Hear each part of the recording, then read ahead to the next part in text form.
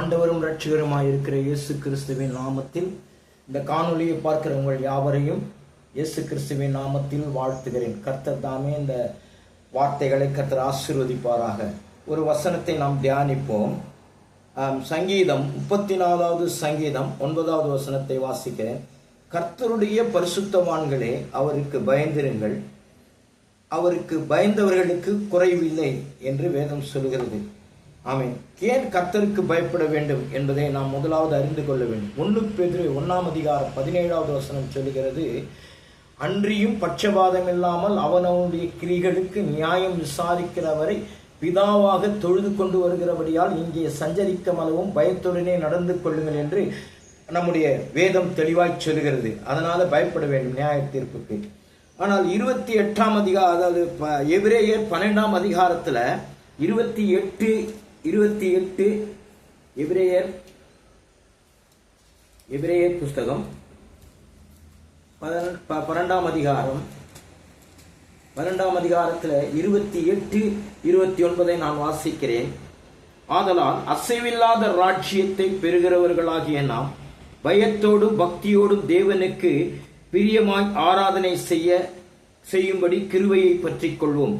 நம்முடைய தேவன் பட்சிக்கிற அக்கினியாய் இருக்கிறாரே.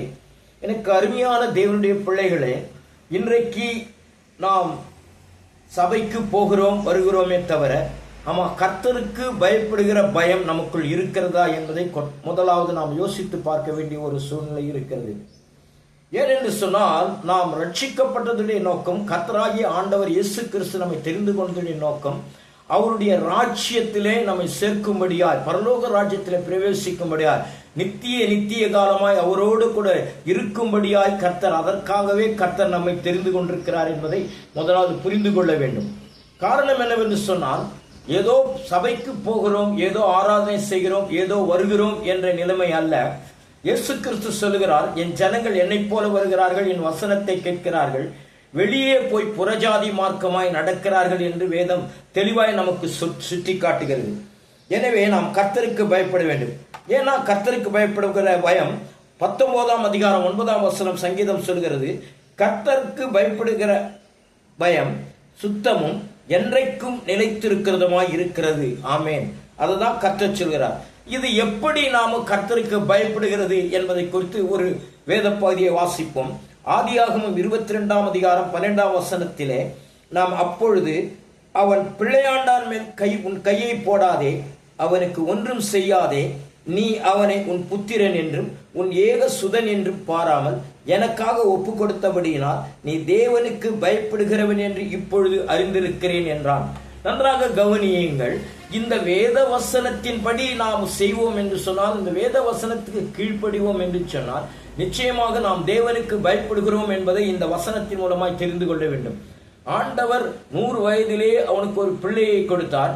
அவனுக்கு ஈசாக்கு என்று பெயரையும் கொடுத்தார். ஆனால் அந்த பிள்ளையை ஆண்டவர் கேட்கிறார், நீ மோரியா மலைக்கு போய் இந்த பிள்ளையை பலியிடு என்று கேட்ட பொழுது அவன் தன்னுடைய மனைவியிடத்திலும் சொல்லவில்லை. 2 வேலைக்காரன் கழுதை விறகுகளை அடுக்கிக் கொண்டு 3 நாள் பிரயாணமாய் மோரியா மலைக்கு போய் மலையின் அடிவாரத்திலே நின்று அங்கே 2 வேலைக்காரனையும் எல்லாவற்றையும் நிறுத்தி விறகு ஈசாக்கு ஆபிரகாம் மலையின் மேலே சென்றார்கள். அந்த மோரியா மலையின் மேல் போகும்பொழுது மகன் கேட்கிறான். ஆமேன். அவர் சொல்ற ஒரு வார்த்தை, நானும் என் பிள்ளையாண்டானும் கர்த்தரை தொழுது கொண்டு வருகிறோம் என்று சொல்லிட்டு போனவர்கள் தான். ஆனால் பிள்ளையாண்டான் கேட்கிறான், ஆடு எங்கே? கர்த்தருடைய பர்வதத்தில் பார்த்துக் கொள்ளப்படும் என்று சொல்லுகிறார். எந்த வார்த்தையும், அதாவது விசுவாசமாய் பேசினாரே தவிர அவிசுவாசமாய் பேசவில்லை. கொண்டு போகிறது அதுதான். அவருக்கு நல்லா தெரியும். ஆண்டவருடைய உயிர்த்தேர்தலை குறித்து கூட கிறிஸ்து இயேசு, அதாவது ஆபிரகாமுக்கு நன்றாக தெரியும். ஏனால் அது அந்த உயிர்த்தேர்தலின் நம்பிக்கை ஆபிரகாமுக்கு இருக்கிறது என்பதை நாம் கவனிக்க வேண்டிய ஒரு காரியமாக இருக்கிறது. காரணம் என்னவென்று சொன்னால், வாசிப்போம். எபிரேயர் 11ஆம் அதிகாரம். ஏனெனில் தேவன் தாமே கட்டி உண்டாக்கின அஸ்திபாரம் உள்ள நகரத்துக்கு ஆபிரகாம் காத்திருந்தான். மேலே இருக்கிற 8-9 வசனங்களை வாசித்தால் அதனுடைய விளக்கம் புரியும் என்பதை நான் சொல்லிக் கொள்கிறேன். எனவே எனக்கு அருமையான தேவனுடைய பிள்ளைகளை, இது கர்த்தருக்கு பயப்படுகிற பயம் என்று சொன்னால் இன்னொரு காரியம், நீ தீமை வெறுப்பதே கர்த்தருக்கு பயப்படும் பயம். 97வது சங்கீதத்தில் 10வது வசனம் சொல்றது, கர்த்தரில் அன்பு கூறுகிறவர்களே தீமையை விட்டு விலங்க. அன்பு கூறுகிறவன் தான் தீமையை விட்டு விலக முடியும் என்பதை அங்கே தெளிவாய் நமக்கு சுட்டி காட்டுகிறது. ஏனென்று சொன்னால் 16:6 நீதிமொழிகள் சொல்கிறது, கிருபையினாலும் சத்தியத்தினாலும் பாவம் நிவர்த்தியாகும், கர்த்தருக்கு பயப்படுகிறதினால் மனுஷர் தீமையை விட்டு விலகுவார்கள் என்று சொல்லி தெளிவாய் நமக்கு சுட்டி காட்டிருக்கிறது. ஆனால் பாருங்களேன், இன்னொரு காரியத்தை பார்ப்போம். 31வது சங்கீதம் 19வது, உமக்கு பயந்தவர்களுக்கும் மனுபுத்திரருக்கு முன்பாக உம்மை நம்புபவர்களுக்கும் நீர் உண்டு பண்ணி வைத்திருக்கிற உம்முடைய நன்மை எவ்வளவு பெரிதாக இருக்கிறது என்பதை பார்க்க வேண்டும்.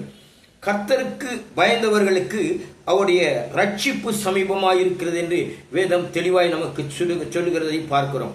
எனவே 85வது சங்கீதம், நம்முடைய தேசத்தில் மகிமை வாசமாயிருக்கும்படி அவருடைய ரட்சிப்பு அவருக்கு பயந்தவர்களுக்கு சமீபமாயிருக்கிறது. ஏனால் நம்ம ரட்சிக்கப்பட்டோம் என்று சொல்கிறோமே தவிர, ஆனால் அவருக்கு பயப்படுகிற பயம் நம்மிடத்தில் இல்லை என்பதை மிக தெளிவாய் நம்ம புரிந்து கொள்ளக்கூடிய ஒரு சூழ்நிலையில வந்திருக்கிறோம். எனக்கு அருமையான தேவனுடைய பிள்ளைகளே, பாருங்க, அவருக்கு பயந்தவர்களுக்கு குறைவில்லை. ஆனால் 22வது சங்கீதம் 23, கர்த்தருக்கு பயப்படுகிறவர்களே அவரை துதிப்பார்கள் என்று சொல்லி வேதத்தில் வாசிக்கிறது. ஆனால் ஏசாயா சொல்லுகிறார், 8ஆம் அதிகாரம் 13வது வசனம், சேனைகளின் கர்த்தரையே பரிசுத்தம் பண்ணுவீர்கள், அவரே உங்கள் பயமும் அவரே உங்கள் அச்சமுமாயிருப்பார் என்று தெளிவாய் சொல்கிறதை பார்க்கிறோம். ஏனென்று சொன்னால் நன்றாக கவனியுங்கள். மத்தேயு 10ஆம் அதிகாரம் 28வது வசனம், ஆத்துமாவை கொல்ல வல்லவருக்கு அல்ல, ஆனால் ஆத்துமாவை கொல்ல வல்லவராயிராமல் சரீரத்தை மாத்திர கொள்ளுவர்களுக்கு நீங்கள் பயப்பட வேண்டாம், ஆத்துமாவையும் சரீரத்தையும் அழிக்க வல்லவருக்கே பயப்படுங்கள் என்று சொல்லி வேதம் சொல்கிறது. லூக்கா 12:5 என்ன சொல்கிறது, நீங்கள் இன்னாருக்கு பயப்பட வேண்டும் என்று உங்களுக்கு காண்பிக்கிறேன், கொலை செய்த பின்பு, அதாவது நரகத்தில் தள்ள வல்லமை உள்ளவருக்கு பயப்படுங்கள், ஆம் அவருக்கே பயப்படுங்கள் என்று உங்களுக்கு சொல்லுகிறேன் என்று சொல்லப்படுகிறது. நன்றாக கவனியுங்கள். ஆனால் உலக பிரகாரமான எஜமானுக்கு நாம் பயப்படுகிறோம்.